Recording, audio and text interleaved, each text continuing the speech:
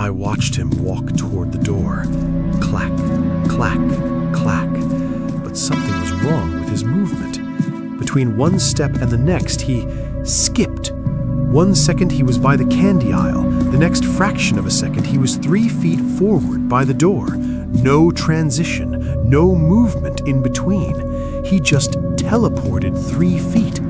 I blinked, rubbing my eyes. I'm tired, I muttered. I'm just tired. He stopped at the door. He didn't trigger the sensor. The automatic doors didn't open. He stood there facing the glass.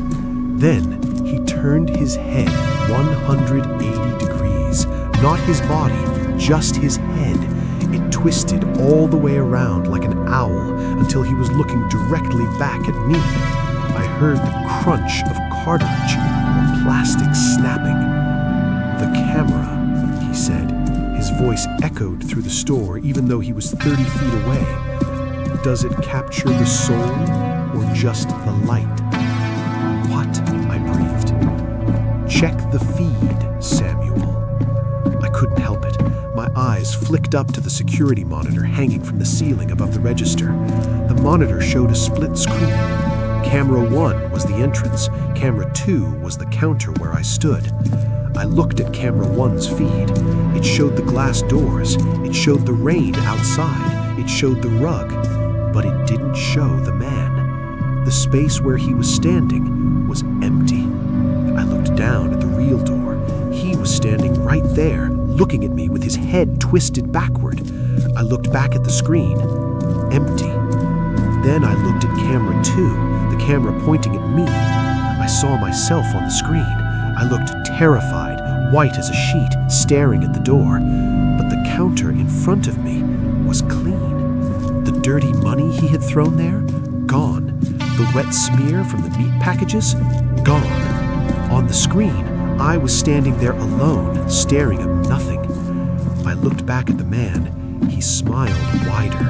The skin at the corners of his mouth started to tear. No blood, just a dark, empty void underneath. "We are not compatible with your optics," he said. Then the lights went out. The store plunged into total darkness. The hum of the fridges died. The buzzing lights cut off. The only light came from the street lamps outside, casting long, horrific shadows through the glass front of the store. I scrambled for my phone, turning on the flashlight. The beam cut through the dark, shaking violently in my hand. I pointed it at the door. He was gone. The glass doors were closed.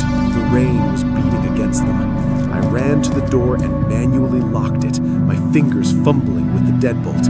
I slammed the metal gate down. I backed away, hyperventilating. "He's gone," I whispered. "He's gone." I went back to the counter to grab the phone and call the police. The landline was dead. No dial tone. I checked my cell. No service. I was trapped. Then I heard it from the back of the store. The sound of plastic crinkling. Crinkle, crinkle. The sound of styrofoam breaking. Snap. And then chewing. Wet, sloppy chewing sounds, like a dog eating a bowl of thick stew. Schlop, schlop, crunch. He hadn't left. He was in the back. I crouched down behind the counter, clutching a box cutter I used for opening shipments.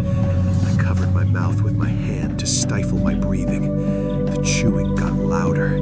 He was eating. He was eating the raw meat with the plastic still on. "Samuel," the voice whispered. It didn't come from the back. It came from the ceiling vents. "The meat is spoiled. It tastes like fear." I squeezed my eyes shut. "Go away. Please go away." Clack, clack, clack. Footsteps in the dark. He was coming toward the counter. I could hear the wet sound of his shoes. I could smell that burning plastic smell again, stronger now, mixed with the metallic scent of raw beef. stopped right in front of the counter. I was hiding underneath it, curled into a ball. Only a thin piece of wood separated me from him. I saw his shadow stretch across the floor. I saw a dark liquid drip onto the linoleum. Drip, drip. It wasn't blood. It was a thick, black oil. "Open your eyes, Samuel," the voice said. It was right above me, leaning over the counter. "I want to see the color." I didn't move. I didn't breathe. Suddenly, the cash register drawer above me opened. Ding! I hadn't touched the button. I heard his fingers rummaging through the coins. Then, silence. I waited.